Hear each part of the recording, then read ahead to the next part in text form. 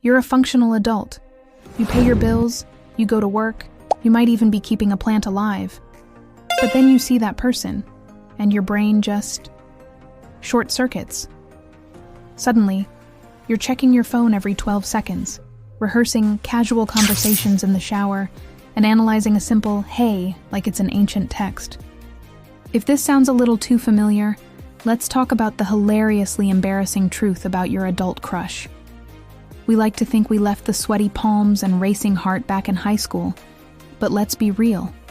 Having a crush as a grown-up just means you have better Wi-Fi for stalking and more disposable income for accidentally buying their favorite coffee. It feels like you're a teenager again, and honestly, you're not wrong.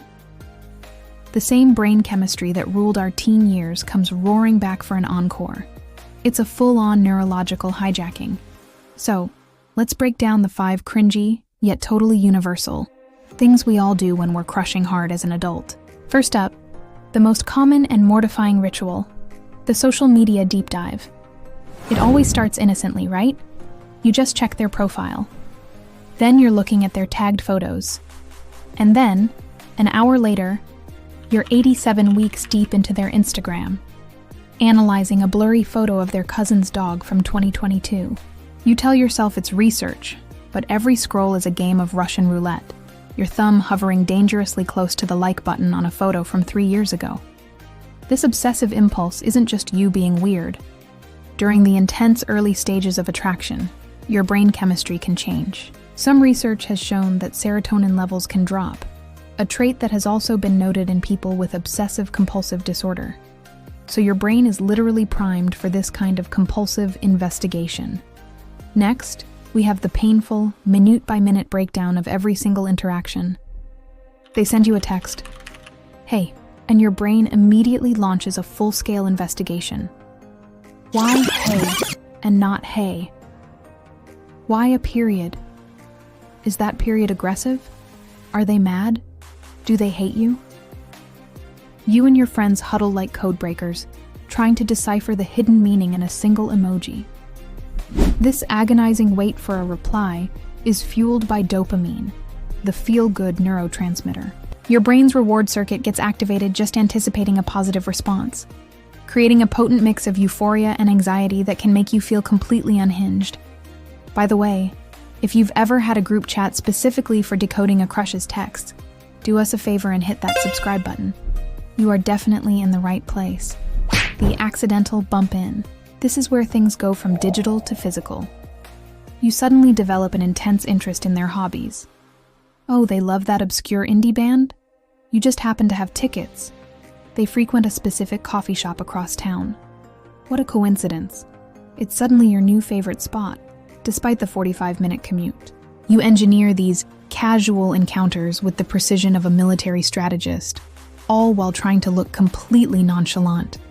These behavioral shifts are a classic attempt to get their attention and signal that you are a safe, like-minded choice for a potential partner.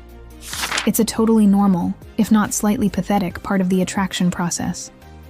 The verbal stumble. After all that planning and overthinking, the moment of truth arrives. They walk up to you and say, "Hi." And what does your brain do? It completely logs off. You either forget how to form a coherent sentence or you say something so bizarre you'll be replaying it in your head for the next 6 business days. This isn't just you being awkward. It's a legitimate stress response. Your brain releases chemicals like norepinephrine and adrenaline, the same ones involved in fight or flight. This makes your heart race, your palms sweat, and your ability to speak in anything other than panicked gibberish completely vanish. The green-eyed monster. Finally, there's that ugly, irrational wave of jealousy that hits you when they mention someone else. It could be their sibling, a coworker, or their childhood pet. But in your head, a new rival has entered the arena. This is because a crush is fundamentally rooted in fantasy. We project all these idealized qualities onto the person we're attracted to, creating a perfect version of them in our minds. When reality intrudes, like them having a life and knowing other people, it feels like a threat to the perfect story you've constructed. This idealization is a powerful part of what makes a crush so exhilarating, but it's also what makes it so very, very awkward.